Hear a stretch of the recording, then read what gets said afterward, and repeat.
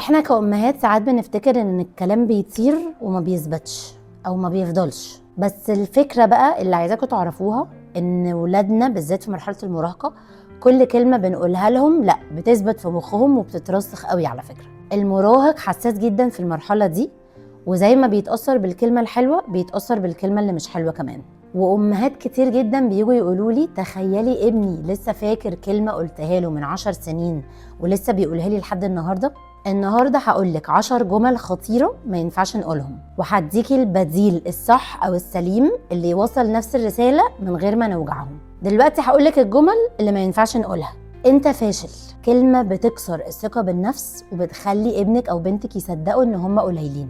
ايه البديل بقى؟ ان نقول الطريقة دي ما نفعتش، ايه رأيك او رأيك نجرب طريقة تانية. تاني حاجة بلاش تزن بقى انت رخم، بتوصل له ان طلباته مش مهمة.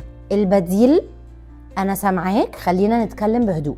تالت حاجة شوف ابن فلانة عامل ايه، المقارنة دايما بتخليه يحس ان هو مش كفاية مهما حصل. البديل ايه بقى؟ كل واحد ليه طريقة وانا فخورة بيك مهما حصل. رابع جملة انت ولا عمرك هتتغير، بتحكم عليه بالفشل طول العمر. البديل انا واثقة ان انت تقدر تتحسن واحدة واحدة. خامس جملة انت مش فاهم حاجة اصلا، بتجرحه وبتحسسه ان هو غبي. البديل تعالى خليني اشرح لك الموضوع بطريقة تانية. سادس جملة انا ندمانة ان انا جبتك، دي من اخطر الجمل وبتكسر الامان العاطفي عند الولاد.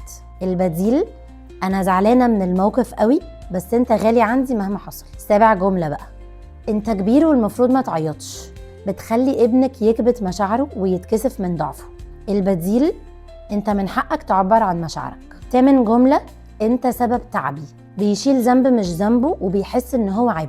البديل بقى انا محتاجة ارتاح شوية وده مش ذنبك على فكرة. تاسع جملة مش هتفلح في حاجة، بتزرع جوه قلبه انه عديم القيمة.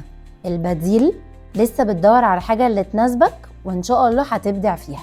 وعاشر واخر جملة بقى اسكت وخليك في حالك، بتمنعه من التعبير عن نفسه وبتحسسه ان هو مش مسموع.